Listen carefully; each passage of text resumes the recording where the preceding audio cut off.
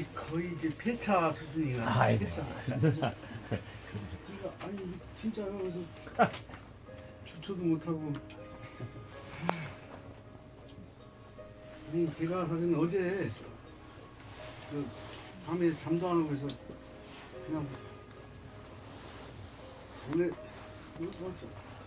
원래 제가요 이걸 그 영어로 뭐라 그러지? 어떤 매번 즉석에서 하는 거. 영어로 몰라가지고. 아니 대학 나왔잖아요.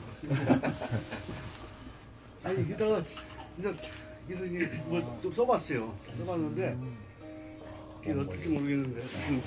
쓰셨네요. 네. 그래서 또 아침에 또 다시 막 고치고 또 넣고 또 선생님이 그리다 보니까 한 30장을 썼는데 사실 여기에는 아무도 모르는 우리 문단의 비화가 많이 들어있습니다. 들어있고 이게 내 개인의 이야기라기보다도 한 시대의 증언이랄까 뭐 이런 의미가 있기 때문에 예. 아니 저 소리가 이게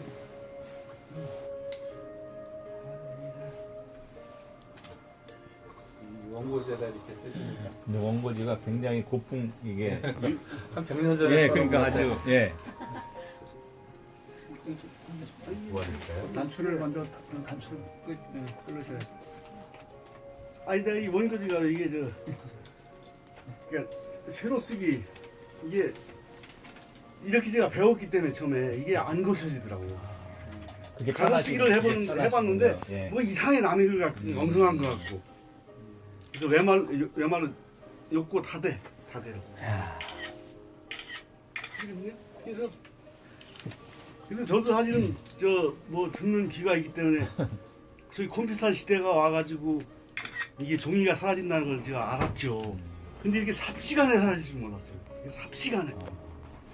적어도 뭐 어떤 조짐이 있고 어떤 상황이 일어나기 위해서는 일정한 시간이 가잖아요. 예.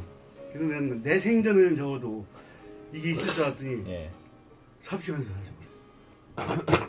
그래서 근래 저한테 청탁을 했다가도 안 하는 게 아니 이걸 받아서 다시 또 이게 그렇죠, 쳐가지고 쳐야죠, 이게 예. 시간이 많이 걸리니까 즉시 후회한다는 거예요 이게. 출판사에서 별로 네. 환영을 안 하는 내가 편의적으로 빨리 하기를 원하니까.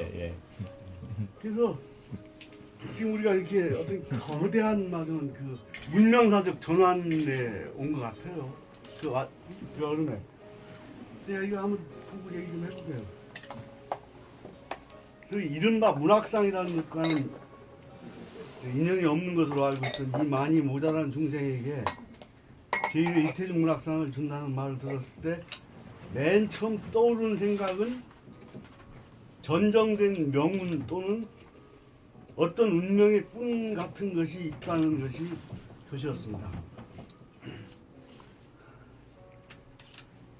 이처럼 뭐 진정한 인류의 꿈이 이루어진 사회에서라면 큰일 날 생각, 곧 그 비유물론적인 생각을 하는 것이 이 많이 모자라는 중생이 쓴 같지 않은 이루 소설들과 어찌 감히 단편 소설의 완성자라는 기림을 받는 상어 선생과 견주자는 것이 아니라 그 살아온 삶의 궤적 같은 것이 그렇습니다. 상어 선생과 이 중생은 먼저 학력이 거의 같습니다. 저와 선생과는 똑같이 고등학교 중퇴월시다. 상어 선생이 휘문고보를 퇴학당하고 동명으로 가 상지대학과 조도전대학을 다녔다고 하나 그러나 그때나 이제나 고등학교 중퇴자를 받아주는 대학은 없습니다. 그것은 그들 대학에 들어가 볼까 하고 그들 대학에서 세운 예비 과정에 잠깐 다녔던 것에 지나지 않으니 이것은 마치 조선 공산주의 운동사에서 큰 별이었던 이주화 선생이 니혼대학, 일본대학, 전문부 사회과에 적을 둔 적이 있다는 것과 같은 경우였지요. 최종 학력은 고퇴가 맞습니다. 이 중생도 고퇴지만 참으로는 고공퇴가 맞죠. 소생이 어떤 자리에서 고공퇴라고 했더니 공고중퇴라고 오역하던데 이게 싫어합니다. 예. 가짜 중학교인 고등학교 중퇴라는 말입니다. 입학금이 없고 월사금이 헐해서 들어간 학교였는데 그나마 졸업비며 앨범값을 못 내서 졸업장을 못 받아 어떤 고등학교에 1964년 8,000원을 주고 2학년으로 낑겨 들어갔으니 그 전에 5,000원은 어떤 감옥한테 떼이고 가짜 목사. 그래서 합의 13,000원이 들은 거죠. 그래서 고공대가 맞습니다. 상원은 동맹휴학을 주동하다가 퇴학을 당했고 이중생은 자퇴를 했습니다. 산불의 덫에 걸렸다는 것을 분명히 알았던 것입니다. 공무원이 될 수 없고 군대에 가도 장교가 될 수 없으며 고등고시에 들어도 임관이 안 되는 그 세 가지 안 되는 것, 산불이라고 제가 만들었죠. 한마디로 비행기를 탈 수 없는 출신 성분이었던 것입니다. 이른바 연좌제의 덫에 걸렸던 것이죠. 연좌제 이야기가 나오고 보니 떠오르는 그림이 있습니다. 5.18 광주 피바다를 겪은 바로 뒤였습니다. 문화공보부 예술국장이라는 이가 보자고 해서 갔더니 한국일보 뒤에 있는 무슨 삼류 요정이었습니다. 기독교를 소재로 한 무슨 아들로 한참 방방 뜨던 이 아무개가 나와 있더군요. 광주에서 피 묻은 손을 씻고자 집권 신군부에서 벌이는 제1회 문인 해외 시찰단이라는 당근에 이 중생이 뽑혔던 것이었습니다. 그때 저는 솔직히 마음이 흔들렸습니다. 연좌제의 늪에 빠져 정상적인 사회생활을 할 수 없는 처지에서 이른바 국가는 따옴표를 해야 됩니다. 공인해주는 비행기를 타면 정상적인 삶의 세계로 들어가 볼 수 있지 않을까 하는 뿌리치기 어려운 유혹 같은 건 말입니다. 그러나 이 중생 눈앞에 병자호란 때 강화 남문에서 화약계 터뜨려 순절하신 13대조 선원 할아버지와 경술국치 때 자진하신 증조부와 외제 때 항해운동을 하다가 6.25 사변이 터지면서 총아지원이 되신 아버지의 얼굴이 떠오르는 것이었습니다. 불의한 제의를 받았을 때 왕조시대 선비들이 쓰던 전통적 수법인 칭병으로 그 유혹을 물리쳤지만 저마다 반제 반파쇼를 외치며 기골 있는 지사연하던 문인들 가운데 그 뒤로도 2차, 3차 이어진 그 유혹의 강을 건너지 않은 것이 이 중생과 어떤 선배 작가 단 2명밖에 없었다는 말을 들었을 때 이 중생은 관세음보살을 불렀습니다. 우스운 것은 그 뒤 자기가 그래도 인정받는 작가로 뽑혀 팔인지 목인지에서 사왔다는 무슨 요상한 나이트를 찰칵대며 너무 실망하지 마. 다음에 또 기회가 있겠지. 이 싫어합니다. 이런 가히 같은 자들이 작가라고 흰목 자치며 오늘도 브라운관에 나와서 인생이 어떻고 문학이 어떻고 야술이 어떻다고 떠들어대는 세상이 옵시다. 참 그때 문공부 예술국장이었던 이는 김동호라는 이였습니다. 얼마 전 브라운관에서 보니 부산국제영화제 조직위원장으로 영화감독이라대요. 대단한 야술가라고 입에 침이 마르는 것을 보면 이 김동호라는 분 말입니다. 이른바 야술의 기준을 어디에 두고 있는 것인지. 종편이라는 것은 대단한 방송 같습니다. 여기서 소생이 야술이라고 하는 것은 예술이라는 말을 감히 쓸 수가 없어 짐짓 비틀어 보는 것임을 말씀드려야겠습니다. 흥분을 가라앉히고 본줄기로 돌아가겠습니다. 상어는 외제 수도인 동경으로 갔고 이 중생은 산으로 갔습니다.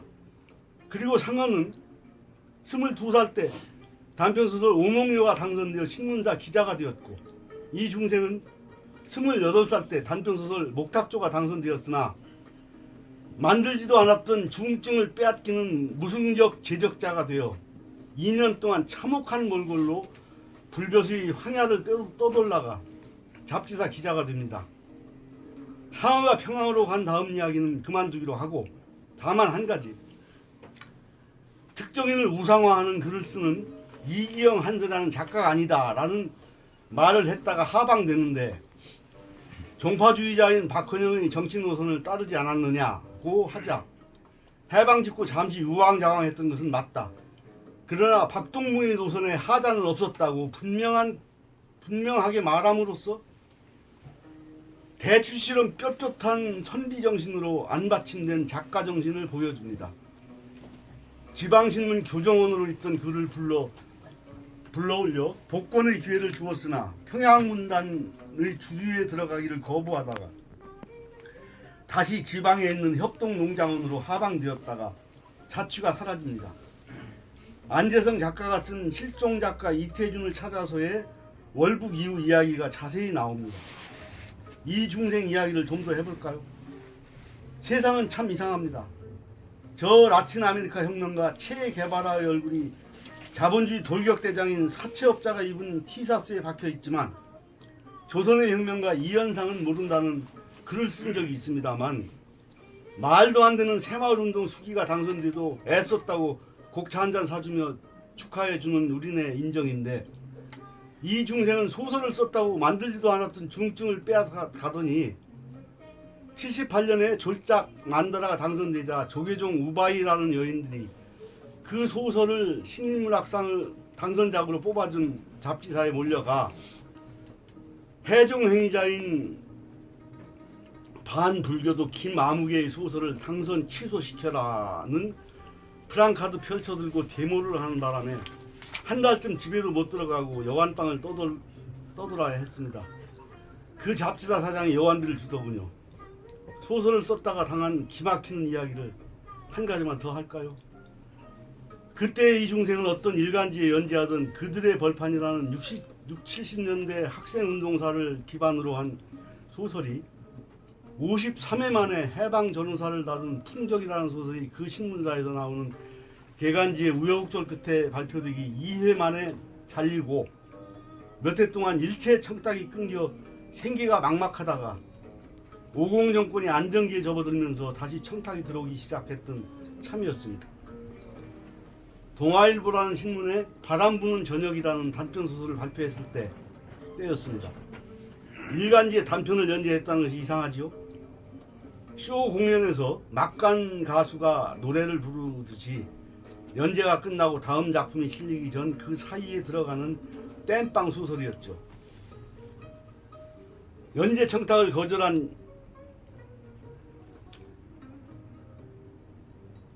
이야기. 이건 제 자랑이나 어떤 것이 아니고 실화를 전 얘기를 하는 것인데 그 일간지에서 연재를 하고 있을 때 저는 그걸 거절했습니다. 왜냐하면 제가 쓰고자 하는 것이 있었기 때문에 우리 근대사를 다룬 역사소설을 했더니 그건 안 되고 현대사를 다룬 이른바 연애소설을 쓰라. 그래서 저는 이건 못하겠다. 준비가 안 됐다. 그래서 거절했습니다.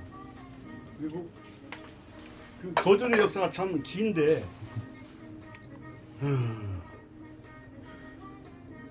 마지막 신문 연재를 거절하고 또 제 소설을 영화로 만들겠다고 할 때 저는 거절했습니다.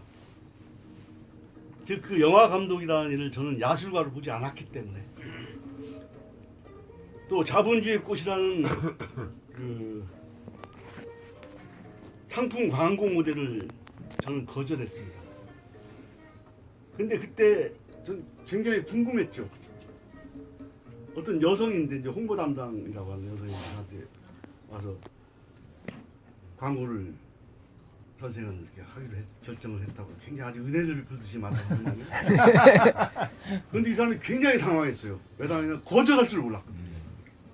그 역사상 거절한 적이 없다는 거예요. 우리 남조선 역사에서. 그래서 굉장히 당황해서 아니 왜 거절하냐 자꾸.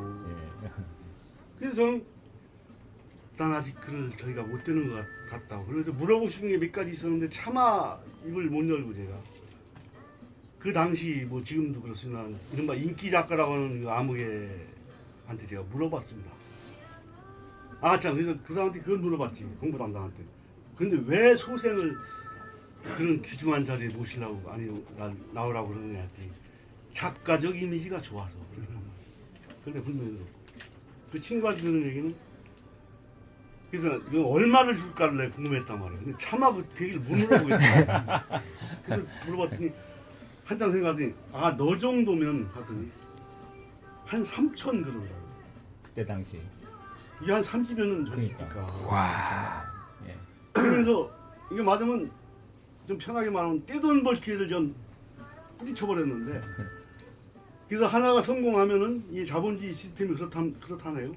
이제 그 뒤로 이제 몇 개를 더 찍고 막 계속 몰려오고 이제 단가도 올라가고 해가지고 뭐 삽시간에 몇십억 막 이렇게 되는 거예요. 그래서 전 그걸 거절했고 또 그걸로 끝나는 게 아니에요. 어떤 방송에서 그 공영 방송이죠. 근데 청소년 대상 프로를 만드는데 그걸 저보고 진행을 하라고. 그래서 시놉시스니를 써오라고 해서 제가 그 하룻밤새 써서 갖다 줬어요. 근데 저는 아 내가 할 수 있다. 그러니까 청소년이 왜 방황하고 문제인가에 대한 이건 역으로 이제 올라가야 되기 때문에 우리 농촌이 왜 깨졌고 해체됐고 도시 와서 어떻게 해서 노동자가 생겼고 청소년 문제가 생겼고 여성 문제가 생겼고 하는 것을 우리가 심도 있게 짚어볼 수 있겠다는 생각에서 그러니까 저는 굉장히 좋게 말하면 순진한 것이고 나쁘게 말하면 덜 떨어진 거죠. 사회화가 덜 된 거죠. 가져갔더니 그 회전인데 빙빙 돌리는 저 방송 뭐 국장이라는 자가 확 던지더라고 내 원고를.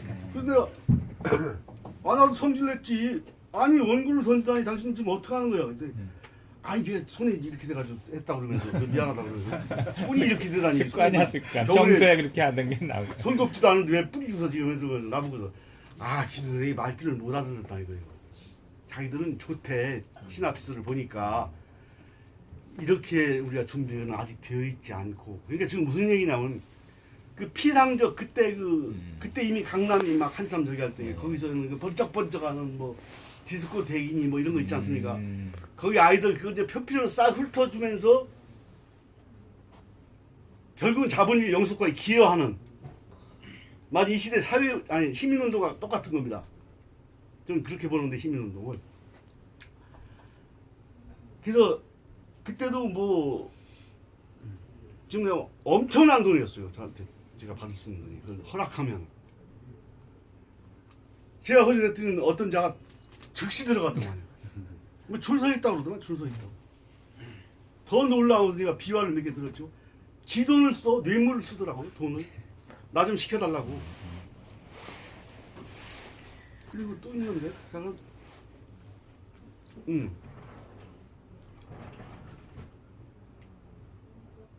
아 그리고 제가 저 아까 그들의 벌판이라는 것을 어느 일간지 연재를 했는데 53회니까 아 처음에 왜 그분 신문에 연재를 하면 이제 사고가 나와요. 사고 누가 이제 뭐 화가하고 찍는 사진 나고 그걸 그날 즉시 누가 찾아오더만요. 누군지 아세요? 이른바 운동고추지도 빵집인데 와서 형님 같이 삽시다. 그래 같이 살자. 나 혼자 안 산다.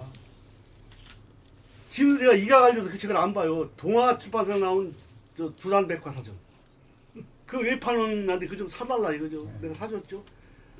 그게 뭐 1년인가 내야 되는데 나중에 이제 53회니까 2달 월급 받고 잘리니까 그거 불러주느라 죽을 뻔했죠. 그것만이 아니에요. 그때 살던 저하고 살던 보살이 몇 가지 이제 전기 제품을 장만했단 말이에요. 아주 기본적인 거 뭐 냉장고 이런 거 있잖아요. 몇 가지. 그 월급 갚느라고 죽을 뻔했다니까.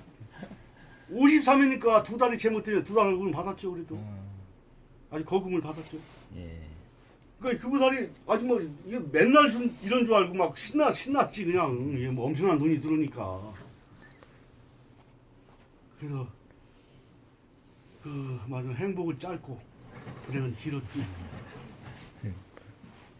자 그렇게 뭐 얽힌 얘기는 뭐 한도 없습니다만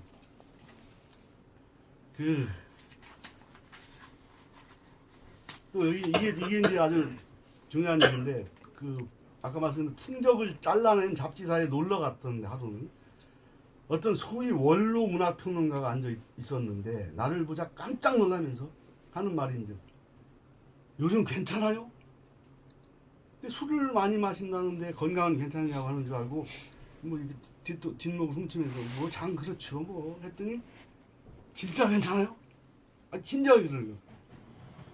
되곱쳐 물어오는 것이었고 참 인정도 많은 분이구나 고마워했는데 고들의 뿅.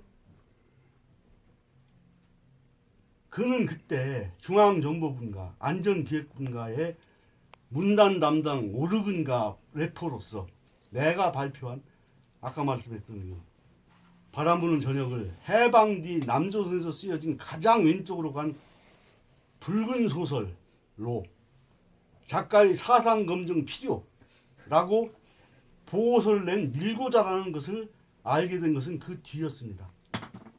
무서운 사람이 조심하라면서 귀띔을 해준 이는 그 뒤 어떤 대학 총장까지 지낸 문학평론가였습니다. 그러니까 내 개인의 얘기가 아니다 말입니다. 그 문학평론가한테는 이 중생이 몇 달 다니던 고등학교에서 국문학사를 배웠던 인연이 있었습니다. 이런 가히 같은 인순무래기들이 석좌 교수가 되고 원로 문인이 되어 흰목 자치며 우리 문학을 재단하고 있는 현실이었습니다.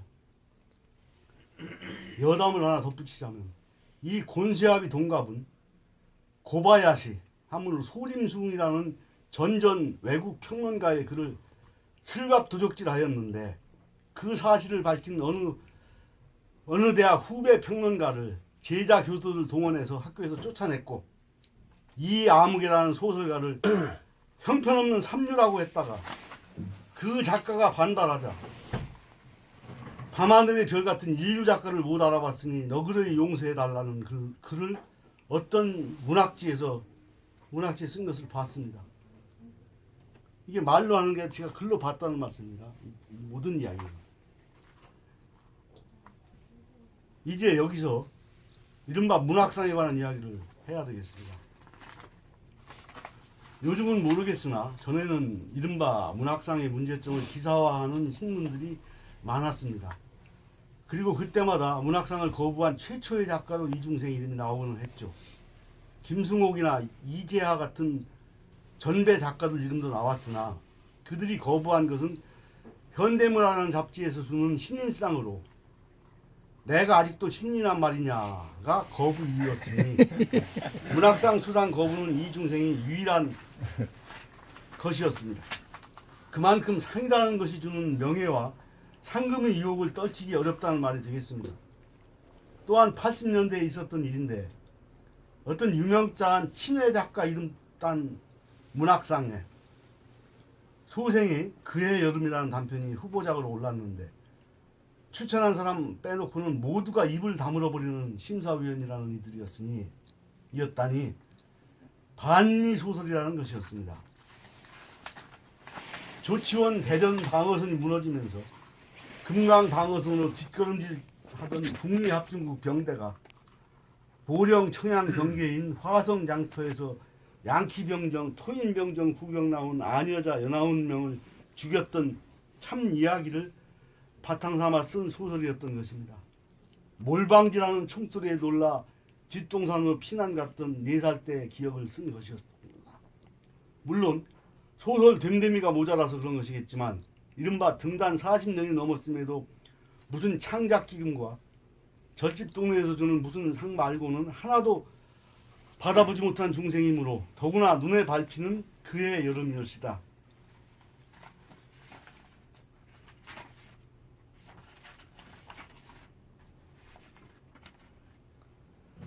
소설문학사라는 데서 소생이 쓴 황야에서라는 중편소설에 소설문학 작품상을 주고자 잡지에 발표했는데 저는 잡박 놓았습니다. 거부했단 말입니다. 문학작품을 상을 준다는 미명 아래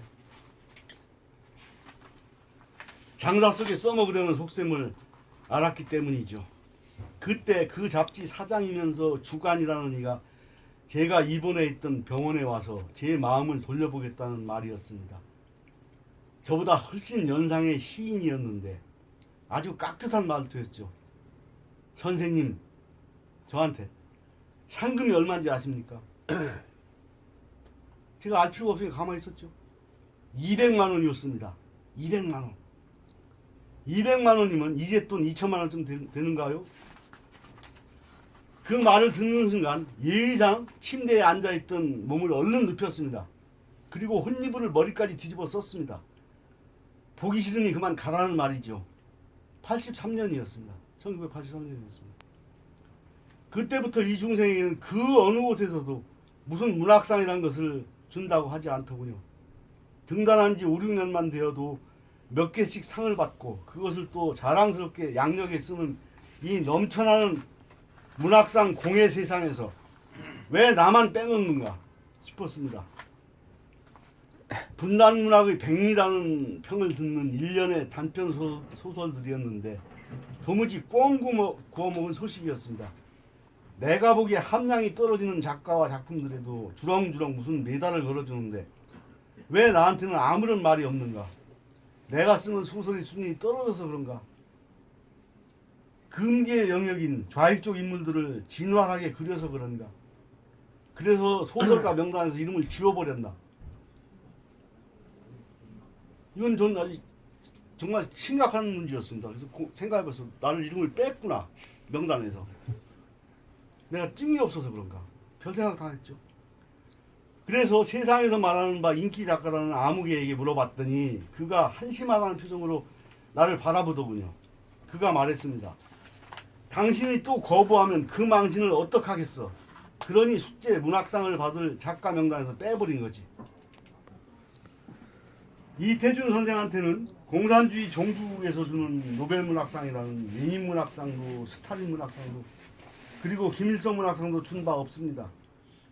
박동무의 정치사상 노선을 따르는 문인들이 세운 조선문학가동맹이 마련한 해방기념 조선문학상을 받은 해방전후와 조선총독부에서 그때 조선 최고의 인기작가였던 상어를 회유하기 위해 이광수 다음으로 떠넘긴 1941년 제2회 조선 예술상은 논외로 쳐야겠죠. 뚜렷한 것은 박헌영, 리승엽 같은 종파주의자들을 추종하던 남로당 반동작가, 부르주아 잔재를 떨치지 못한 민족과 인민의 반역 작가로 불도장 찍어버린 빨치산파에서는 계급 모순보다 민족 모순에 더 깊은 눈길을 주었던 조선의 최호 이태준 선생을 하방시킨 다음 북조선 전역 각급 도서관에 있던 책들을 죄에 걷어가 태워버렸다고 합니다. 해방된 조국에서 일어난 분서갱이였죠. 저는 상어 선생의 문학을 중음신 문학이라고 불러봅니다.